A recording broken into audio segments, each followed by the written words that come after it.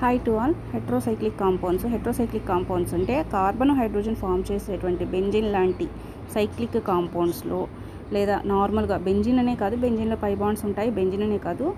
So సైక్లో ఆక్టేను, సైక్లో హెక్సేను, సైక్లో పెంటేను, సైక్లో బ్యూటేను, ఇట్లా cycle form అంటే ఒక స్ట్రక్చర్ని రింగ్ ఫామ్లో చేసేటువంటి కార్బన్స్ ఫామ్ అయ్యే దాంట్లో కార్బన్ హైడ్రోజన్ కాకుండా మిగతా ఇంకా ఏ ఆటం ఉన్నా దాన్ని హెట్రోసైక్లిక్ అంటాం. మెయిన్గా వచ్చేసి nitrogen, oxygen, sulphur, phosphorus, arsenic, selenium లాంటివి ఉంటాయి.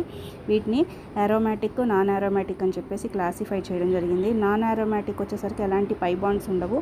సో వాటిలోకి వచ్చేసి పైరోలిడిను, టెట్రాహైడ్రోఫ్యూరాను, పెపెరిడిను, అజిరిడిను ఇవన్నీ ఎగ్జాంపుల్స్ అండి.